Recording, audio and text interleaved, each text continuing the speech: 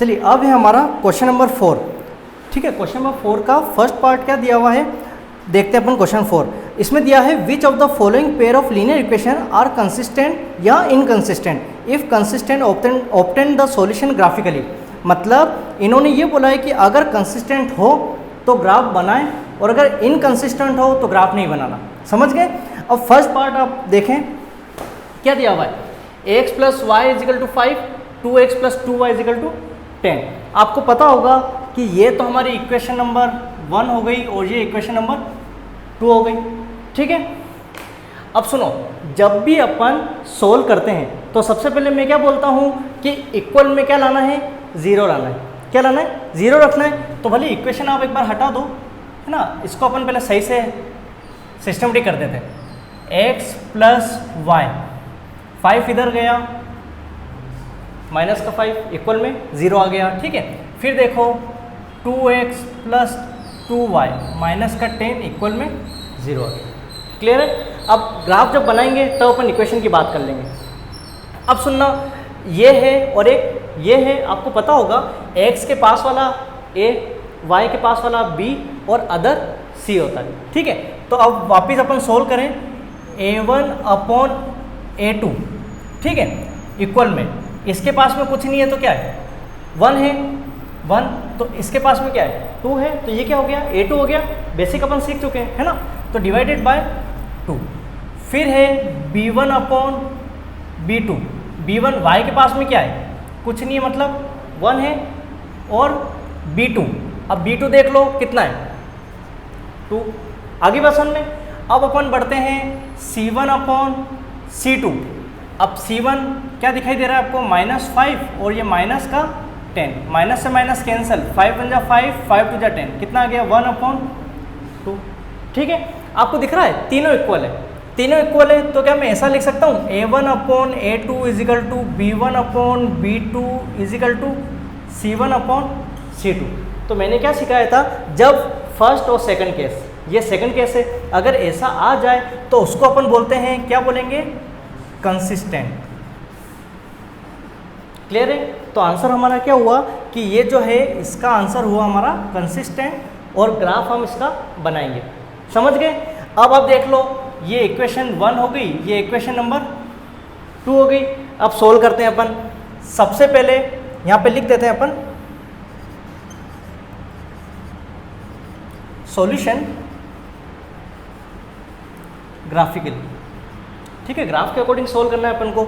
अब देखो इक्वेशन 1 में क्या दिया हुआ है, 1 की बात करें, कितना है, x plus y minus 5 equal में 0। आपका जो मन हो वैसा आप कर लो। x को मैंने यहाँ रखा है ना, तो इक्वल, बाकी सबको मैं क्या कर रहा हूँ, इक्वल के उधर ले जा रहा हूँ, तो y प्लस का उधर क्या हो जाएगा, माइनस का, -5 माइनस का उधर गया तो प्लस का, तो 5 और माइनस का y। समझ गए? माइनस का 5 क्या हो गया, प्लस का 5, और प्लस का y हो गया माइनस का y। अब मेरी बात सुनना, y की वैल्यू हमें रखनी है, प्लस माइनस में तो कोई दिक्कत भी नहीं है ना, अपन में होता तो सोचना पड़ता। x इजिकल टू 5 माइनस, मैंने रखा 0, क्या रख दिया, 0, तो x की वैल्यू कितनी आ गई, 5 आ गई। ये यहाँ पे हमारा x की वैल्यू कितनी आ गई, 5 आ गई। यहाँ तक क्लियर है आपके? आगे समझो। ठीक है, आगे देखना, ये हो गया, ये तो हमने क्या एक बार ही वैल्यू रखी। अब एक और बार हम रख देते हैं, x इजिकल टू 5 माइनस, अब मैं रख देता हूँ 1 रख देते हैं अपन, कोई दिक्कत नहीं। 5 में से अपन ने 1 किया तो ब्रैकेट ओपन कर लो भली, 5 माइनस 1, तो x इजिकल टू कितना हो गया, 4। तो x की वैल्यू आ गई हमारे पास 4। आई बस हमने दो वैल्यू रख चुके हैं। अब हम क्या बनाएंगे, टेबल बना लेंगे। टेबल हमने बनाई, एक है x और एक है y। तो ध्यान रखें, x की वैल्यू, सॉरी y की वैल्यू हमने कितनी रखी थी, 0, तो x की वैल्यू कितनी है, 5, तो y की वैल्यू हमने 0 रखी थी, तो x की कितनी आ गई थी, 5 आ गई थी। ठीक है, अब यहाँ पे भी हमने किसकी वैल्यू रखी, y की रखी हमने 1, तो x की कितनी आ गई, 4। यहाँ तक क्लियर है आपके? ठीक है, ये इक्वेशन 1 की टेबल कंप्लीट। अब अपन आते हैं इक्वेशन नंबर सेकंड पे। सेकंड समझना क्या दिया हुआ है, 2x प्लस 2y माइनस का 10 इक्वल में 0। अब सुनो, ये हो गया काम, आपका जो मन हो x को रखो या y को रखो। मैंने x को रखा 2x, बाकी सबको मैंने उधर ले जा रहा हूँ। 10 माइनस का उधर गया तो प्लस का, 2y प्लस का उधर गया तो माइनस का 2y। ठीक है, अभी x अकेला नहीं हुआ है, अकेला छोड़ना है, तो x को यहाँ रखो, 10 माइनस 2y अपॉन 2 हो गई। आई बस समझ में। अब इसको अपन सोल्व करते हैं, ये हो गया अपना काम। अब क्या करना है, यहाँ पे अपन को वैल्यू लेनी है और हमें सोल्व करना है। कैसे करें समझना, x इजिकल टू 10 माइनस 2 मैंने रखा 0, क्या रख दिया 0 डिवाइडेड बाय 2, तो x इजिकल टू 10 माइनस 0 से 2 का 0 अपॉन 2, तो x इजिकल टू 10 अपॉन 2, 2 5 जा 10, तो x की वैल्यू कितनी आ गई 5। यहाँ तक क्लियर है, तो x की वैल्यू हमारे पास आ गई 5। नेक्स्ट देखो, नेक्स्ट में क्या दिया हुआ है, x इजिकल टू 10 माइनस 2।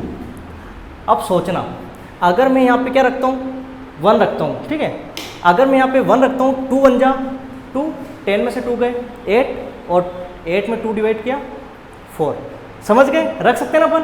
तो देखो यहाँ पे अपन ने रख दिया 1 upon 2, x equal to 10 minus 2 1 जा 2 अपॉन 2, तो x इजिकल टू 10 में से 2 गए 8 अपॉन 2, 2 4 जा 8, तो x की वैल्यू कितनी आ गई 4, समझ गए। तो ये हमारी x की वैल्यू आ गई 4।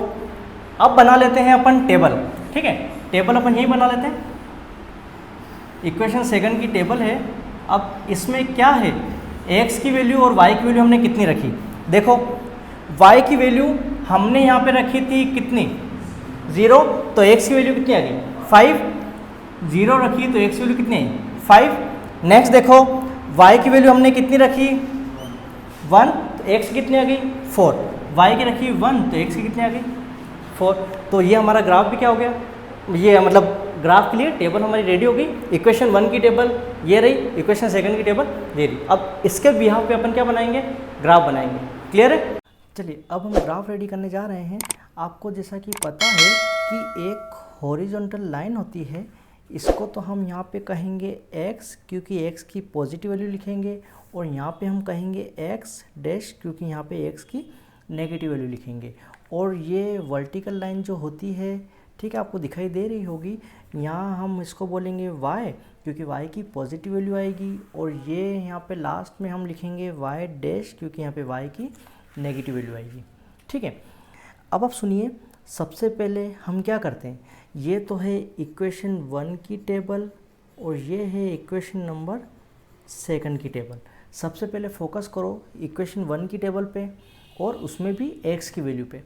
x की वैल्यू है हमारे पास 5 और 4, फिर इक्वेशन सेकंड में देखो 5 और 4 सेम है, कोई इशू नहीं।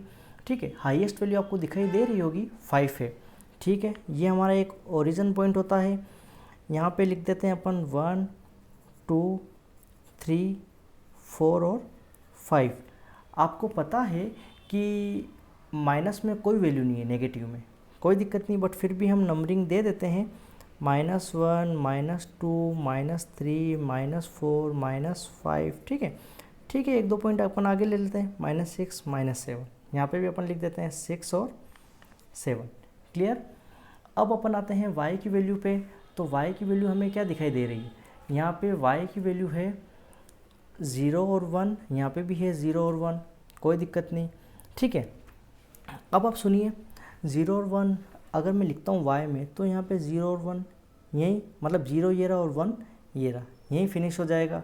ठीक है, मतलब 0 और 1 यहाँ आ जाएगा, यहाँ पे 0 और 1 आ जाएगा, एक बहुत छोटा हो जाएगा। तो आप क्या करें, एक ब्लॉक छोड़ के या 2 ब्लॉक छोड़ के अपन लिख सकते हैं, उससे थोड़ा सा बड़ा ग्राफ दिखेगा हमें, है ना।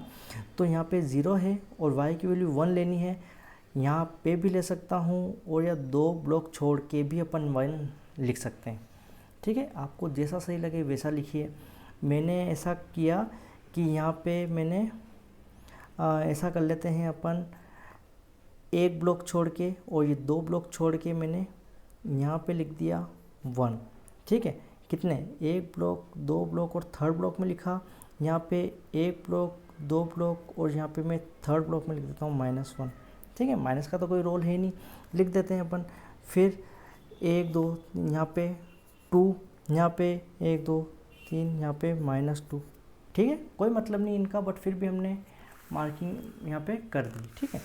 अब आप देखिए, अब इसमें क्या है, अब देखना अपन इक्वेशन 1 को सोल्व करेंगे। पहले इक्वेशन 1 में है 5 पे 0, तो 5 का है x का, 5 ये रहा और 0 भी ये रहा, तो मतलब ये लाइन है ना, तो यहाँ पे अपन लिख देते हैं 5 पे 0।